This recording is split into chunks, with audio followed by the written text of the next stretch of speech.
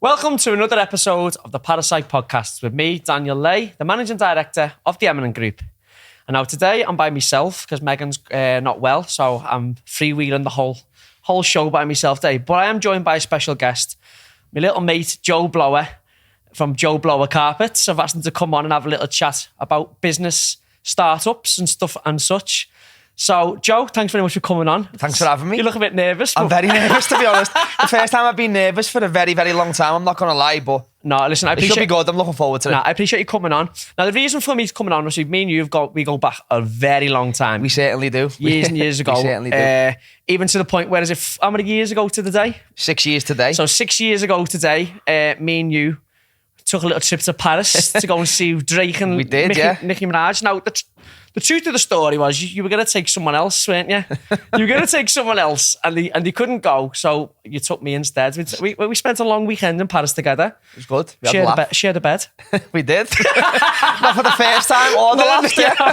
Not for the first time or that. But yeah, we had an agreement that Joe would have the tickets for Drake and Nicki Minaj, and then I'd sort all the alcohol. Yeah. I think I got the bum steer because I didn't know how much you could drink, Corey, to be fair.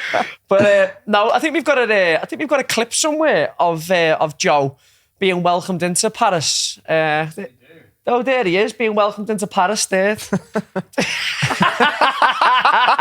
Outside the Notre Dame Cathedral, look at him there, absolutely in his element. He must be the only carpet fitter to get a warm welcome like that at Notre Dame, aren't you? I'm telling you, yeah. All right, listen, let's start off. So the reason why I've asked you to come on is the last couple of podcasts we've had business owners, we've had entrepreneurs, and we've had people from all walks of backgrounds who didn't want to get into construction or into certain jobs and stuff like that. Now, you're the first guest that's nothing to do with construction. And the reason why I brought you on is because, one, the business that you've got at the moment and what you're doing, I absolutely love. Like, thank you. You know, a lot of people are talking about your business at the moment. You probably won't know about it, but if you're coming up on social media and stuff like that. Now, for anyone who's watching, a little plug, the business is Joe Blower Carpets on Instagram. If you're looking for carpets, this man is the boy to be looking for at the moment. Now, I want to go, before we get into that to the business, I want to start off from yourself. Obviously, me and you go way back. We've been mates, it's got to be 15, 16 years. I think it's 16 years, probably yeah. About 16 years. We had a mutual friend, actually, it was your cousin, My little cousin, Anthony, yeah. Obviously, they were in a band. They play, say, week in, week out, and they were good times. Yeah. Best times of my life, that we were young. You were a bit older. You wasn't so young. But no, we'd go and see them everywhere. They were a good band, and we'd all get out, we'd be on the aisle. It was good. It was good fun. Good times. At that time, obviously, we're going to go before we start into like the main carpet business.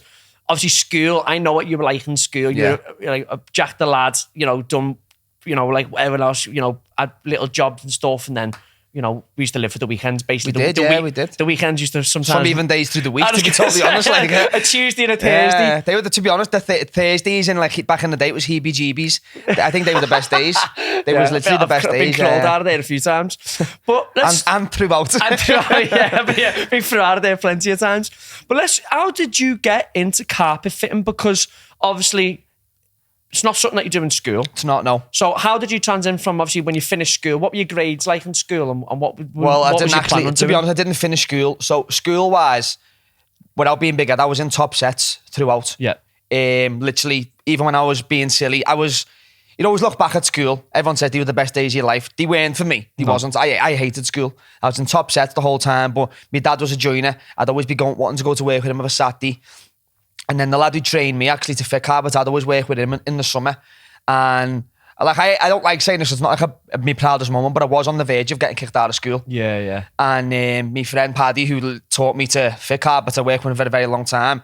He had an apprentice who was his cousin from Birmingham, and he was moving back away, and he said, I need a new apprentice. And I was like, I am literally on the verge of getting kicked out of school. So I kind of left school and just started working. I think I was like 14, 15. I didn't get to year 11 in school, I'm not going to lie. Like I say, I don't go around and say, I'm made up, I didn't finish school, but I didn't finish school. And to go a little bit deeper, I think there's a stigma. You've got to go to school, you've got to go to college, you've got to go to university. I really disagree with that. I think it depends on what you want to do. Yeah, well, really, funny do. you said that, because someone brought up something to me. Obviously, I've got a young daughter now. Someone brought up a conversation the other day. We were at a rugby club down in London, and someone like, we were talking about school and grades, and obviously people were talking about my business and stuff, and I'm quite open that I left school with absolutely nothing. Yeah. I fell into engineering, but then trying to make the most of it as I was going. And somebody asked me about my daughter, and they said, like, what would you want? What would you want for her? And I said, to be honest with you, if she fell in love with, let's say, photography, want to be an artist or dancer or anything, and she started skipping lessons in school, I don't think I'd be too fussed. As long as she gives what she really loved as a bit of a passion, her all. 100%, yeah, of course. Yeah. I think anyone who gives, let's say 5 years, if you give 5 years of your life dedicated to something, I think you'd be good at it. I think it's 100%, yeah. You know, regardless. You get out what you put in. Exactly, yeah. So I think that's what somebody said to me. Said, about my daughter, what would you do? And I said, to be honest with you, if she was skipping, let's RE or science or maths because she was dancing or she was skipping school to do this, for me, just follow your heart. Like, just do whatever makes you happy, and things will kind of work out. Of course, bit, yeah. You know what I mean? And I like that story where you've just said there's an opportunity. You kind of weighed up both situations and thought, okay, school's just not really for me at the moment, but here's an opportunity where I can go, okay, let's get out in the field, get my hands dirty, and let's try and learn something that can benefit me. 100%, yeah. Like I say, I never used to think, I want to be a carpet fitter. I don't. And it's not, I can't explain what I do love what I do, but we're never like, that's what I want to do. It just happened. And then that's why I'm good at my job, because I do really, it sounds dead cheesy and probably everyone says it, but I do enjoy my job. Yeah. Although it's the same thing every day, it's something different. We have a laugh. I've worked with my friends. We've got a good relationship, and as you know, we're good. Yeah. So we keep busy. Well, every time I move out, you're the only person that I trust. You're the only person I ever trust to do any of my carpets, even in our offices, wooden floor, anything like that. You're the only person. That's because he's the only person who doesn't want me to see under his bed. He's allowed to see under his bed, actually. Anyone else it's not safe for anybody else to go and work in his house. That's a fact. I can vouch for that. No, but like, on a serious note, I appreciate that. And we have a lot of customers. They recommend this to everybody. They won't use anybody else. It sounds cheesy. I write on my Instagram all the time. It is really appreciated, because today there's hundreds of other carpet fitters you can use. But I do really appreciate everyone's reoccurring business, the tags, the likes, stuff like that. It's appreciated by everyone. So obviously you left school. Obviously you've got this small opportunity now, and you're obviously doing the carpet fitting. How long was you? So obviously you're 14. So you were doing that for what, a couple of years? Would you say with the lad that? Oh no! So to be honest, so I was working with Paddy for a very long time. We worked from the age of 14 right through, right the way through. Okay, so we worked in a shop in Warrington, and obviously self-employed, whatever, blah blah blah. We always. Well, saying that, I was a bit too young then. We'd always do a day's work for the shop, but then we'd always have our own work after it.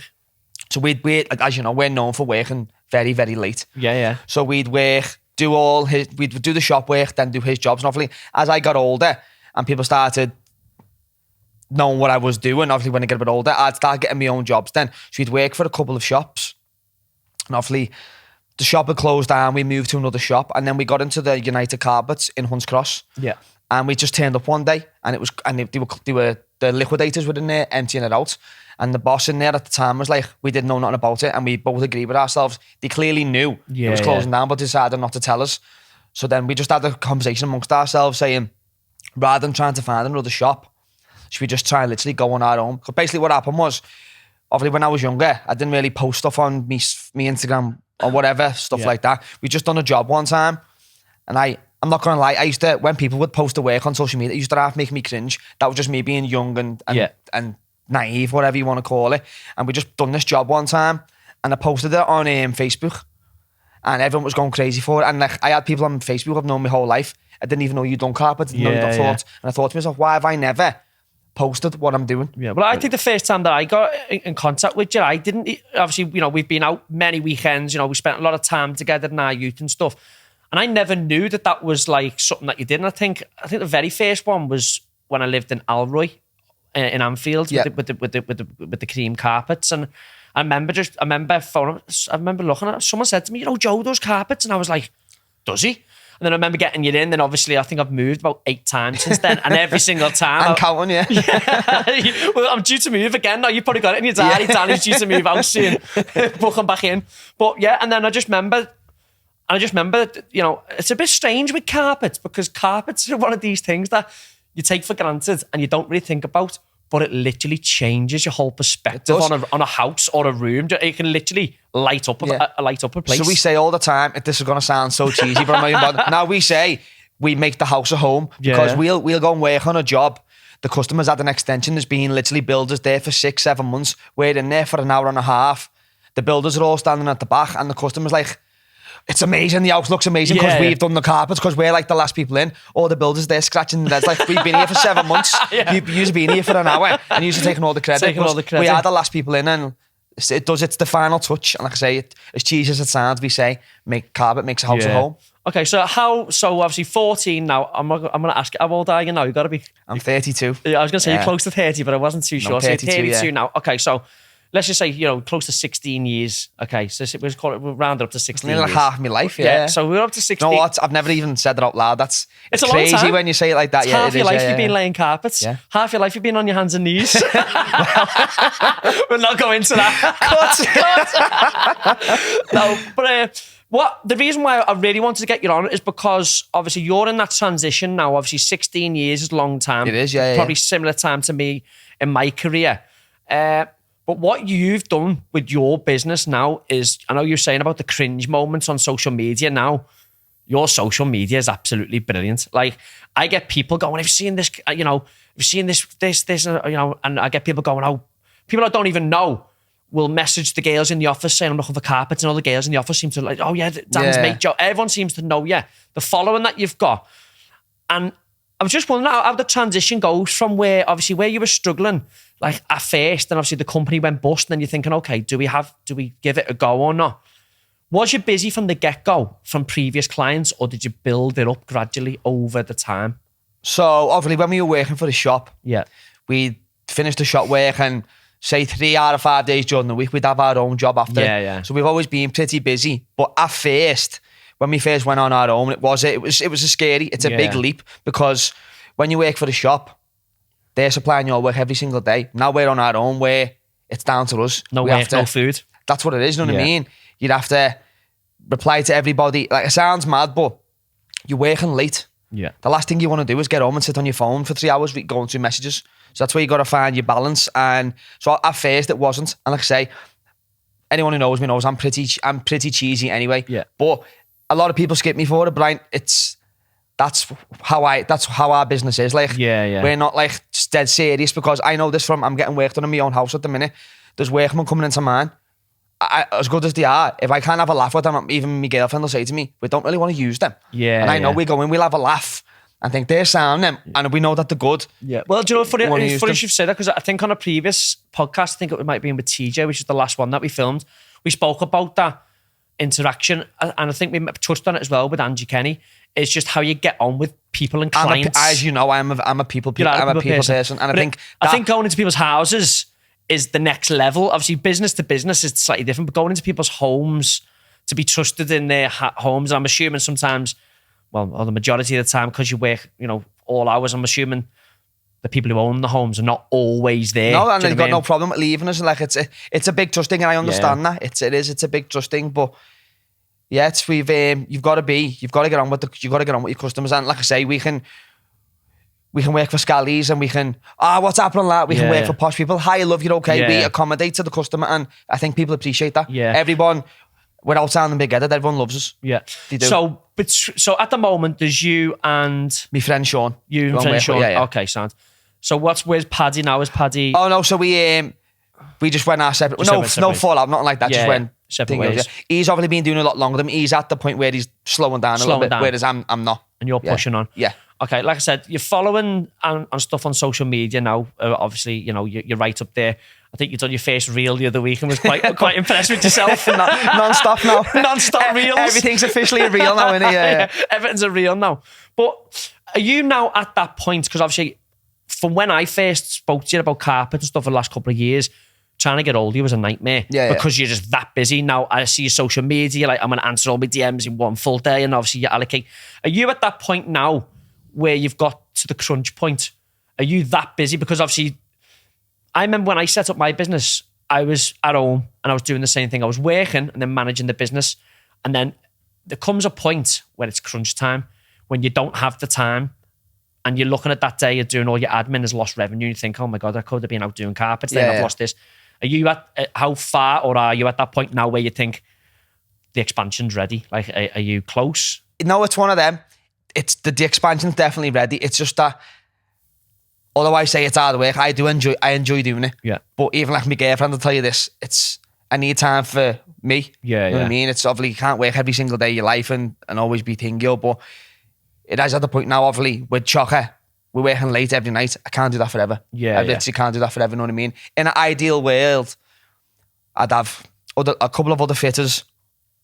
I'd still get out, do the measures, or you can even have people doing the measure, but it's at the point where, at the minute, I've got like this weird thing in my head. I can't trust anyone's measures except for my own. Yeah. But that sounds silly. There's people out there who'll do that for a living, can go and measure out. But that is, the next goal will be, because even at the minute now, we could definitely take on fitters and give them a lot of work. But at the minute, we're just doing everything. Yeah. You know what I mean? And I think at the minute, it's because we're still, half young, getting as much in as we can while we physically still can. Yeah, but obviously, it's tough on your body, this job. Yeah. Can't go on How forever. does your partner feel about, obviously, I've never met your new partner, but in my experience... Do you mean work partner or girlfriend? Girlfriend, partner. Okay, yeah. Obviously, I've been in the same situation where you've got something that you're really proud of. You're really, you're giving it your all. You don't want to let clients down, because one lost client can, I look at it as just lost money all the time. 100%, I agree, and yeah. you don't know where it goes. Does she understand what you're trying to achieve for the long term? Oh, yeah, 100%. She's Yeah. very appreciative of it. Obviously, she works herself. Yeah. So obviously, daytime, she's in work, I'm in work. It's obviously when it gets a bit... And I understand when you're in work late every single time. Yeah. Plus, we're still like honeymoon period. Okay, We've only perfect. been together 2 years, and obviously, I understand that. I'm not around there all the time. It can get hard, but she is very understanding. Because I know you like your social time, like, when like your festivals or your music concerts and stuff, the difference between probably me and you is my output for work is scary. So the problem that I had when I was with a partner was I can do 15 hours in work and it doesn't blink, it doesn't bother me. My output in work is extremely high, and I didn't know when to switch off. I look at you a little bit and think, maybe I should have done things a little bit differently, because I look at the way that you do it. You work your ass off. Your business is growing from strength to strength, but you still allow your time to one side and go, no, this is joke time. Yeah, I'm going to this festival. I think you're going away. Well, funny you should say this, yeah. So we're going to work after this podcast today. We're chocker all week. We're literally probably going to be working until 10 o'clock. Got like 3 jobs on all day. But on Sunday, we're off for a week going to Barcelona. Yeah, that's why I like to work.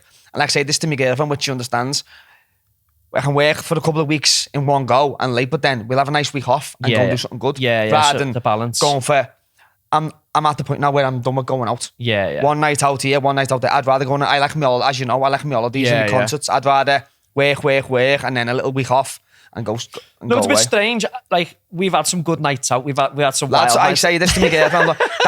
Them years of my life, the 2009 times when we were Anthony and Garth, not even in the band, they were the best days of my life. We were going out. I think Anthony had the house at the time, and it was, you could go there anytime. There was drinks available. Yeah. And we had a real good time. But I think there's a point, and I say this a lot, like, if you look at me, you and other people that have been on the show, we've come from basically, we're not wonder kids. We're not kids who are academically, brilliant and going to excel and go to university and stuff. But we found something that we're quite good at. And we thought, definitely, yeah. I think there's a point when it comes into your life and you think, and you sit there on the couch in your nice warm house with your fresh carpets, and you have a little bev and you think, I'm fucking doing all right here. Like, I can actually do something with my life here. Yeah. And I think there's a point then when the old you or the old ways just sip out and you go, do you know what? I done it this weekend. I know I had this podcast this week. We've got a really busy week this week in work. I've got a massive meeting on Wednesday, potentially, just to win our biggest ever order. And I was out on Saturday, went to Hawksmoor for something to eat, and I just thought, one of the lads I was with, Adam Wilson, the cage fighter, was like, oh, come on. I've got, girls here. We're going to meet these. And I was just like, nah. And I was just like, no, because I know what's coming the week ahead. And for me to be able to do that now is a kind of thing. But I think you get to that point where you go, I've got something here, and that is basically what I'm really trying to achieve. The good times will always be there. Of course, yeah. Even so, what you're saying about that, if I was to go out now, all that'd be on my head, I'd be thinking, I'm going to be hungover all week. I'm going to be in shite. I'm not going to reply. No, it is though. I'm not going to be replying to anyone's messages, and I think, if I don't reply to people's messages, there's all my jobs gone for the week. Yeah. It's not saying like work's took over my life. I'm just at the point now where I've done. You've got to keep the ball rolling. We've had them nights out, Yeah, and yeah. I still enjoy one every now and then. But like I said, I just prefer my holidays now and stuff like that. Do you still have that fear? Because I remember when I was starting, especially on the recruitment division, where you'd have really busy weeks. And people used to say to me, on these mad weeks where I'd be working 12, 14 hours by myself, sorting labour, sorting this, and I go, oh my God, like there's just so much work. People go, Dan, like you don't need to do any more. My fear was always, but next week. I don't know if that phone stops ringing next week, I'm only as good as I am right now. Do you know what I mean? So do you still have that fear a little bit that you just take as much on as you can because you're scared? You never know when it's going to stop. Yeah, and being self-employed and obviously, you're working with someone, you just don't know when that phone's going to stop. 100%. So basically, I'm at the point now where obviously, I'm not going to lie and say we're booked up for 6 months. We're not, because I say it like this, say the builder's on one job, they're there for a couple of weeks. Yeah. We're in and out of a job, so we need massive amount of work. Yeah. So we're at the point now where we're 2 weeks booked up. That's perfect for me because that gives me 2 weeks to book up week 3. Yeah. So I'm always ahead. And you get your carpets now direct from the supplier, don't you? Yeah. So everything's direct. How did you find that? Like, obviously, did you work with the supplier beforehand? I think you did, didn't you? Didn't you work with or know the supplier beforehand? So basically what happens is, like I say, we'd work for the shop. Then we'd always do our own work after. So we'd always be going to the suppliers anyway, our suppliers. And obviously, he funny enough, it was mad. He worked for another suppliers, but then he went on his own. Okay. And so we've literally been with him since he opened up shop. And it's funny, it's quite cringe. Like I go in there and I say to him all the time, what am I? And he says to me, you're my number one. Because it's as cheesy as it sounds, I take more carpet out than anyone because we're the busiest. Like everyone in our work, how cheesy you said, I know, but I'm the one taking. It sounds arrogant and big-headed, but it's not, because I'm proud that I take more carpets out there than anyone. The boss of the suppliers calls me as number one because I'm, and it is the golden child. Yeah, of the I'm a carpet world. in work, I'm a kiss ass. I'm not gonna lie, I'm a kiss ass, but I say that cheesy pays my bills. Yeah, I know, I get you. Okay, so obviously you've got your supplier, and obviously you're saying you're booked up. When do you think there's going to be a crunch point now? When do you honestly think where you're going to go, okay, let's have a go? Because I reckon you're very close to that point. I've had a little think about it and thought it could be a bit of an investment opportunity here for Joe Blower's Carpets, because the quality is there. You've got these, the streams for suppliers and stuff already sorted. It's just, I think you just need to kick up the arse off someone, to be fair. No, so or do it yourself. So what you saying there, the quality's there. Yeah. My only fear is when I'm getting other people in, I can't guarantee my quality. The fitting side of things. Yeah. Okay. I can't. Yeah, well, we had the same issue on the recruitment division, because I remember when we first started out, it was me. I was on the tools and I'd take a couple of lads with me and I think, well, I know John, Billy, Dave and Darren. I know they're shit hot and I know he's good at this, he's good at that. And then as the company expanded, and then all of a sudden you got 100 men on one job, it's hard to figure out who's good, who's this. And I know what you're saying. The company that you're so proud of, that you built as your child. Yeah.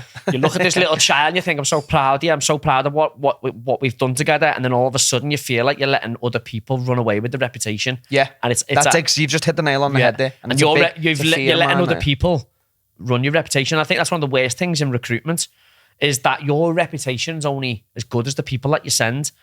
But as you're trying to expand, there's only so many people in life that I can actually call on. I think we've got, say, 250 people who I know the back of my hand, and I can say, he's good at this. Liverpool play on this night, he won't turn in, or he's good at this, or, he won an early dart on a Friday, or if it's pissing down, he'll moan about the weather, all stuff like that.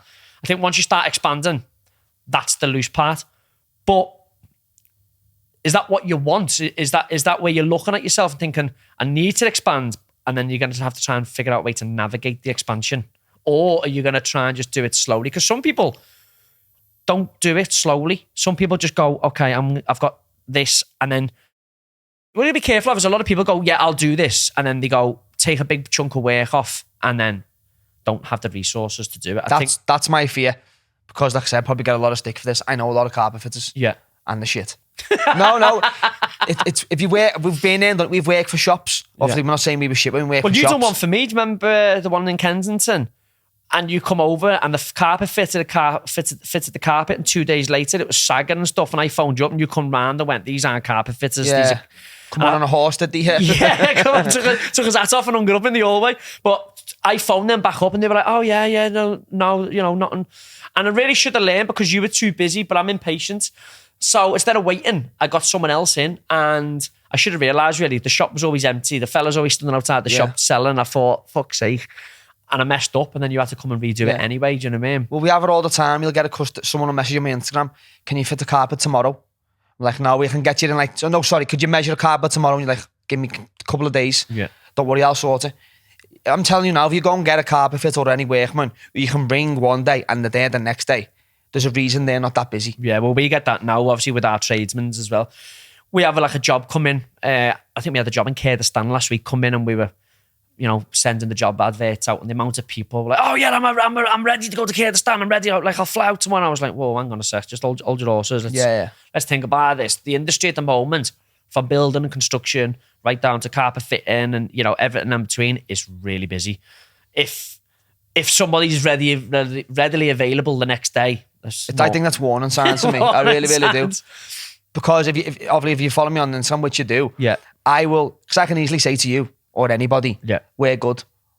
I'm not going to say we're shit. So if we go to say we go and do a measure and the carpet's already down and it's shit. I literally had a customer there in just before Christmas, customer called Liz. She messaged me, say like September, whatever. I want a carpet just before Christmas. She kept messaging me. She literally said to me, I'm so excited for you to come and see how shit my carpet's being fitted. Because so we're going to go to the measure, I'll get my phone out, I'll video it, and I'll say, can I put this on my Instagram? And then I'll video it when we do it. So I always do like if the carpet's down and it's crap, I'll always do before and after, just so people know that we are good. Because like I say, anyone can say that they're good. But to show them that you're actually good, you know what I mean? There's literally people saying to me, come and look how bad my carpet is. Because they know we're going to be, and it sounds mad, like we're being big-headed, but we're not, we're good. And we take great pride in our work. We really do. I'll give you that. What are the most common, I always see the same carpets, is it the Saxony or something? Yeah. Silver Saxony. That was me best seller for a long time now. I see you've come dressed in it today. I just wear carpet from head to toe, lad. So what is it? So obviously people see the reels and stuff, and then they just go, "That's what I want." You know, did people now decorate their rooms based on the carpets? So back in the day, carpet now is a lot more cheaper than it used to be. Yeah. So back in the day, you'd get a carpet. Expensive. You decorate your house around it. Yeah. Nowadays, I'm not saying carpet buttons, but it's a lot more cheaper. So people will change which is a lot better for us, by the way. People change their carpet a lot more freely because, especially now with the lockdown, everyone was decorating houses and stuff. You can change your carpet pretty frequently. You know what I mean? Is it imported? Most of it's from like Belgium, stuff like that. Yeah. Have you ever been out there to go? I've not, to be honest. No, I've not. Have you ever thought about that as an expansion to actually go? Sounds terrible, like, but you should cut out the main the supplier, and then obviously. Once you go into these realms of business, at the moment, you're happy doing things. The next stage is business mode, which is staff, getting your materials cheaper, finding out. Has that ever crossed your mind? So the only thing is, people say to me all the time, why don't you get a shop? You need to get a shop. And I say straight away, I don't need to get a shop. Yeah. Straight away, there's all my overhead, stuff like that. Yeah. Targets I need to meet, which I don't need to do now. Basically, what we do is, our whole motto is, you don't need to leave the house. We'll come to you with all our samples in the van. But to order direct from the manufacturers, you have to have at least a unit. So I think the next thing will be not a shop. Just a unit, a storage unit. And then that way I can just say like, you obviously have to say like your handful of 5 carpets that you know are going to be your top sellers. If I get rolls of them, there's like half the price of me. Yeah, I see. Yes. That is the next phase. Getting like not a shop, some kind of unit, just a storage and unit. go straight to the manufacturer. Yeah. Okay. And where are they? Belgium. The main one is I think Belgium and. I think some in Turkey. Basically all European. When you go into Belgium, let me know. I'll come out with you. I love Belgium, as you know. We'll find the concert there, we'll find the concert. Well, I lived there, didn't I, for like 9 months? I remember that, So we're just penciling a trip. So I'm going to say sorry to your partner now, but we're going to Belgium. You don't know about it, but we're going to Belgium. I get a dog's life off this now. I've been phoning you every week. Are you ready? I've got a unit there, you know, you can start storing some carpets in there. No, but like I said, you know, I'm really happy the way your business has gone. No, it's like I said, it's cheesy, but life's really good for me at the minute. It really is. Good. Family wise, work wise, everything gets just good. Need to lose a bit of weight, but no one's perfect. I'm in the same myself. I started back to gym last week. I thought I need to start. Started back to gym or joined back to gym? No, started. I actually went Saturday, Sunday, and it Sat in the sauna. I went. Listen, sits in the sauna, then goes for a brekkie. Tells everyone he's been in the gym. I've done a bit of that and a bit of that and a bit of that. I was sound, but no. So okay, so going back onto like obviously the business side of things, and you've got that concern, obviously, of the quality and stuff. Have you had a proper sit down and thought about how you're going to maneuver this and how, obviously, with our side of things, money-wise is always a thing. And obviously, I don't know about you. I know you take deposits and then stuff like that. If you wanted to move into the big stuff, the big complexes, student accommodations and stuff like that, have you ever been approached about doing? Yeah, we've done stuff like that, to be honest. We're still at the point here where jobs like that, we're just so used to doing the job, getting paid. Yeah, doing the job, getting paid. All that kind of work. I mean, we've done some big jobs. We've done student accommodations in Leeds, offices, like I said, we do your offices, stuff like that. It's all that when I start panicking is that 30-day invoice thing. Well, do you know what? I find it really strange because you'd be going between two different sectors there, and it's really strange for some people to get a grasp of that. At the moment, you go into someone's house, you get a deposit, you fit your carpet and say, thank you, I'll take the money, thank you. So I don't understand this, Tate. It really pisses me off a little bit because this whole... I wouldn't go into JD Sport and say, I like them shoes, I'll give you 20% now and I'll come back in 60 days and pay you. It's balmy. Yeah.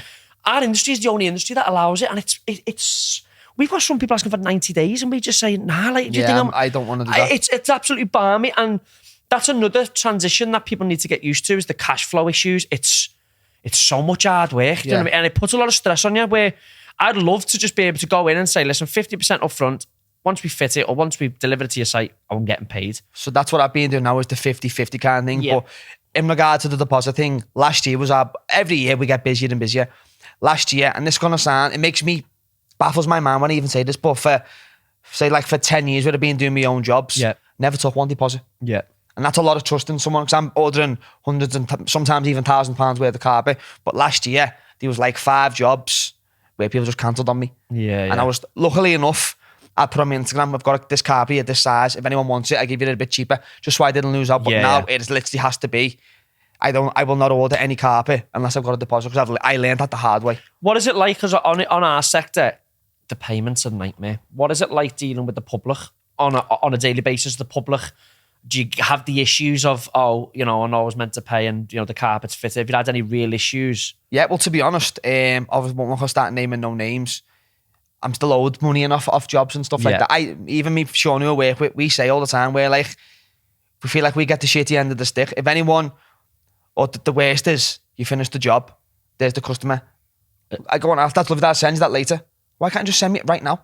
Why is it always I'll send it later? You knew I was coming 2 weeks ago. Yeah, why is it always I'll send it later? Send me it now. Yeah. You know what I mean? How'd you deal with that though? And obviously, the worst thing I can imagine is doing a job for someone saying, how'd you like that? And they're like, oh my God, you transformed my living room. Oh my God, I love it. And then you don't get paid. And it's just like, love it. Like, I'm emotional, mate. I think I said it on another podcast. I lose my temper a bit too quick when it comes to stuff like that. And I don't deal with it very well. Hence why I have Megan and Sophie and Amy in the office now, because they just go, Dan, you just leave this well alone, because I need to get myself into a lot of trouble. But how do you deal with that when you know that you've done a good job? The client's really happy because you've seen it and you've seen that, you've seen the face change, and then all of a sudden you're chasing money. Is there It's one of them. I've always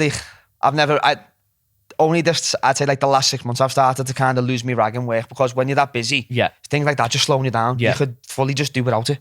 Literally do without it. I'd literally say a lot of our time on a Monday and Tuesday for Sophie and accounts is chasing money. And it's like, we've done the job. You've asked for a bit of a discount, so we've done it for you.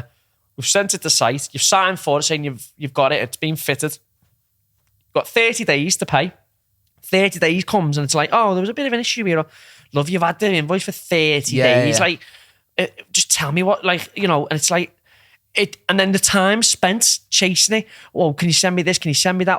Or send me a few pictures. And it's just like, then Sophie or Megan or Amy in the office are all sat there then wasting time. I don't think companies realise that part of the aspect, because having somebody in accounts argue over £50, £60 discrepancy over an invoice for 4 or 5 hours backwards and forwards. It's just like love. It's like you're paying that person just to argue, and then you're losing track of what we're doing. I just say to the girls now, just nip it in the bud, get it done, and move on to something else because we're just too busy. Wasting time. It's wasting time. So, is there any? Have you ever got to the point where you've thought those carpets getting taken back out? Well, to be honest, there's an ongoing job now that's I've messaged them over and over on Instagram. Yeah. The blank on me, and you're like, what you do? You ask other people. Just go and kick the door in, rip the carpet up. And I'm like, but really, what can you do? I have to just, I don't like saying it, but I have to just like cut my losses with that one. You learn from your mistakes. Well, there's always debt collectors and stuff, but it's just, then you're losing part of your money to recover. For the sake of it, I don't know, it's £135. Yeah, but it's the principle. Does my head in. Yeah, does the principle. Does my head in of that fact that we've done a job and basically got no wages off it. Yeah, no, it's not right. It's, you learn from your mistakes. Now it's literally, what's been an eye-opener for me is currently getting work in my own house. Yeah. Say one of our carpets doesn't come in. I'm ringing a customer. Oh, love, and you feel ashamed telling them. Yeah. There's people in mind. Your wood doesn't come in. I'll see you next week. Just like, so I'm like, why aren't we doing that? Because it's not our fault that I'm like, we're tiptoeing around customers literally from doing my own house. So that's because you give a shit about your reputation, that Joe, and that's something that you can never change. And what I've learned over that, I'm very much the same. When we're ordering steel, we're getting laser profile parts to make handrails and balustrades. The supplier will phone up and say, Dan, the laser broke on Friday. Your parts are 2 days late, and I've got to fucking phone the client and go, listen. Sometimes after you think, are these thinking I'm bullshitting here? But after a while, I think if you're genuine about it, I think, and like you said about your customers face to face, I think they'll know that you're a genuine guy. So what I do all the time is, if I'm ever telling a customer that, I won't ring them. I won't. I know. Voicemail. Sorry, your carpet's not coming. No, I'll send them a video or say say the carpet's coming faulty. Yeah. Rather than me just saying the carpet's coming faulty, I will send them a video. Yeah, just to keep. I just always think that if they're gonna think it's mad. You'll do a job on a Friday, your first job, you finish at 10 o'clock. Some of the customers are like off the pub now. Like, you're messing. No, mate. You've got like 10 more jobs. Yeah, people just think you want to finish early. So I always think if the job goes down, which it very rarely does, they're gonna immediately think you're lying for the early dart. I just always think that. Yeah. So I'll always show them a video or like basically prove that I'm not lying. Yeah. How many jobs are you squeezing in 7 days now? How many jobs can you get in 7 days? It depends on what the job is. Like this week, just like a normal 2 or 3 bed house, and you're talking a couple of bedrooms and a landing and stairs. So our favourite job is a 3-bed. Empty, by the way. Empty. Yeah. Oh yeah, he has this problem, and I've been caught about it a few times. He likes his rooms naked, like absolutely clean as a whistle. But so here's I'm gonna go into the camera here. Here's the problem we have. So we had a job in December. It was a lad who were the best people to work for are other workies, fellow workies, because they understand. You'll turn up to a job and the customer's gone straight away. You know straight away as soon as you open the door, I've moved as much as I can. And that's warning sign straight away. Yeah. That means there's going to be stuff in there. We've done a job in December. Wardrobes in the way, chest of drawers. We've done a job for a lad. He literally got everything empty. And I thought to myself, if he can empty this full 3-bedroom stairs landing, why can't nobody else? Yeah, you know what I mean? So a 3-bedroom stairs landing is probably our favourite job. We could do one of them in a couple of hours and then get another job in. But if it's not overly busy, a 3-bedroom stairs landing, that we're happy with that in one day. You know what I mean? Do you mind me asking, what are you charging on average for a 3-bed? It depends on the carpet. Like everyone have said to me, what are you charging? On average, just say your favourite grey Saxony or whatever it was called. It's hard to say. It depends on the... You don't want to talk about money, do you? Because someone's going to be sat behind the camera going, that's 70 jobs a week, 650 quid. This motherfucker's minted. That depends on the sizes and so shit. I'm gonna to get to you now. Because you know it's true. You think, fucking hell. No, I'm not gonna lie. 3-bedroom stairs landing's nice wages. That's the perfect job. And why that's our favourite job is because if you got a couple of jobs, you spend half the day travelling. A 3-bedroom stairs landing, we'll have something to eat before it. Get there, hit it, and then we're done. And we've got nice wages. I'm not gonna lie, it's nice wages, and we're done then. When you say about something to eat, I always see that you always post on your social media. You should do like a food diaries of a carpet fitter's food diaries, because I've seen some amazing stuff you've been given to eat of a morning and then some horrendous stuff, and I don't know how you deal with it. Like, I think the other week you had like a bacon butty, a bag of quavers, a penguin, and a bottle of Luco, and thought, yeah, that's sound. And I've seen some people just don't give you fuck all. Well, why I like to post my stuff on Instagram is because I think if we've got a job say we've got a job on Monday or a Tuesday, and the customer's made the bacon butty, in my head I'm thinking, if I post this bacon butty, our Friday customers gonna know that we like bacon butties. You know what I mean? It's all like a tactic. But now you'll get in there. I'm not saying we expect stuff, but it makes the job a lot nicer and easier. It's mad, like the customer, although the job can be, you can go on the worst job, there's furniture. But if the customer sat me and they'd be like, look, I'm on my own, I can't move this, I make you drinks, we think, well, you're making an effort, we'll help you out. There's people, they haven't took the carpet up, they won't make you a drink, and you're like, well, you're not making any effort to help us, so we won't make any effort to help you, you know what I mean? Well, tell me, I'm going to ask you now, tell me the worst job you've had. Tell me the worst job, either the client be it, don't mention no names or locations, but the worst job you had the most difficult client, or just a job you just thought, I wish I never took this job on. So there's and don't mention any of my jobs. And then next question then. So we'll have, say like we're both in the van. Say one of us is on the phone to another customer or something like that. One of us will go and knock. And we'll always do this thing. If the carpet's that bad on the way back, we give them to each other. It's like, and you know, like sometimes, don't get me wrong, I know people have dogs whose houses don't smell. Yeah. But sometimes like the door can open. You know from the word go, it's going to be it's a bad job. But that's the only good thing about... So when we used to work for the shop, every job we're going into blind. Yeah. But when we're doing our own work, we've already been to the job, so we don't know what's going to be like. But we've seen some... it's bad. Like, my pet thing that I hate is the 2-litre bottle of Coke next to the bed. I just think that... I think that's scruffy. You know what I mean? We'll get there and... Is that your standards? You go, he's got a bottle of water by the bed, so, you know, he'd be a good client. And then you see a 2-litre of Pepsi. Oh, it's nasty, mate. Look, a couple of ibuprofen. It's an eye-opener to people. People think, oh, you must do some nasty jobs. You're like, half the time, it's more so when you're working for the shop with them nasty jobs. Yeah. I mean, like, if I know someone's coming to mine to work, my house is clean anyway, I give it a little bit of extra clean. You turn up there, there's dirty knickers and undies, and you're like, they're not asked. People aren't even asked. You know what I mean? Honestly, it's bad, some of the things you see, but it's less now that it's our own jobs. Yeah. That was more when you'd work for the shop. So go on, what's the worst one you've been to? What's the very worst one that you've thought, wow? And you've done it, and you thought, I shouldn't have. Oh, to be honest, I had a hand on that saying, because you know what I'm like? I don't think I've ever turned the job away. No, you wouldn't. I never ever would. You wouldn't. It can be dog shit all over the floor. You're earning too much money, that's why. To be honest, now we've gone in here, there's dog shit on the floor, and there's all dirty wrappers. It's just... There's no like one standout one, but there's just some way just thinking like this is horrible. This bad. You know I mean? Yeah, it's bad. It's really bad. I remember when I was a tradesman, we used to play the postcode lottery, we used to call it, and we used to like get jobs in certain. Like we used to like gates and railings and stuff like that. This is when I very first started out, and I just remember we used to play the postcode lottery, which was like the postcodes of who were good and who were bad. Yeah. And we used to go like certain areas, well-to-do people. Pain in the ass. Yeah. Never ever give you a drink, a cup of tea, never ever off you, and you'd be working out in the snow, bashing with, rain, and they'd just be looking out the window. Yeah. And then they'd moan. They'd come out and they'd just find something to moan about. And you're like, love, you've just watched me for an hour and a half, digging a trench, digging a hole for your posts, and you've come out and you've pulled it. And then you'd have the other people at the end of the spectrum who come out with chicken dippers for you. Never, lads, I get them down. And you're just like... I say all the time, the best people to work for is a workie or a workie's bird, because they know they know what they want. Yeah. The house will be empty. They literally could even bring you message you a couple of days before. What crisps you like, what drinks you like, what buddies like, and you get there. And they'll even say, come and have a little half an hour, because in our work, it's mad.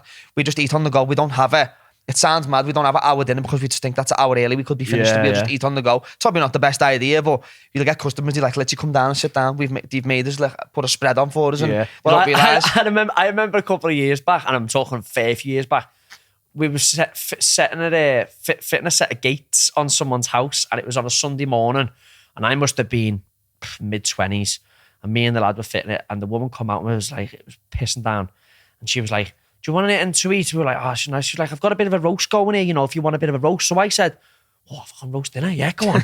As you would. No one turns down free food. So I thought, go on, we'll go. So she went in. So me and the lad went in, sat down, and there was a big table. Now I thought maybe she's having people over later. So me sat down in our working gear, just about finished the job, just talking about it, asking how she liked it and stuff. Bang, bang, bang, front door goes. Fucking mum and dad. Bang, bang, bang. Sister, kids. Full bang, family bang, sit bang. down, yeah. Full family sit down on a Sunday. Me and mate are sat literally in the middle of the table. She had like a parlour room. Had all like the spreads out and stuff. She was coming out with, and she was like, oh yeah, lads, yeah. We sat there with the whole family for the full entire Sunday roast. We've done it. I couldn't move. We've done it ourselves. Like, it's this another one that's gonna sound cheesy. Like some of your clients will become your friends. Yeah. And I seen a post the other day and it probably hit the nail on the head. I put my stuff on Instagram, Facebook every single day, and I seen like what do they call like a meme.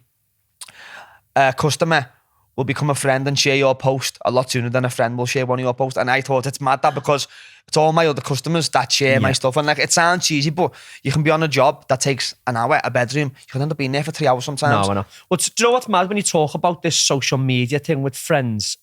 It's a very, very good subject. And, you know, we normally do a topic section. So we'll use this as our topic section about friends from the outside. Now, I found this quite obvious. Obviously, when I started my business... I was the chair, by the way. Yeah, I was the chair. So when I started the business and everyone was like, yeah, everyone knows me and stuff. And then all of a sudden, I got to a point where people weren't liking me stuff. People weren't sharing me stuff. But people were viewing the stuff. I thought, that's funny. And then I was getting people that we were doing work for sharing me stuff. And it'd be like, it's a bit of a weird community. So it's a bit like the people that you do work for appreciate you and appreciate the work you've done. And then they'll promote you. But then you look back and you look at some of the friends and you look back and think, I've known you since we were that big and I've never... You're all right sharing Kanye West's tweet about a pair of shoes. Yeah, it's mad. But here you won't... I'm trying to, you know, like, let's put it in perspective. Someone's let me down on the carpet. I've got a roller carpet I need to get rid of. You're doing it cheap because someone's let you down.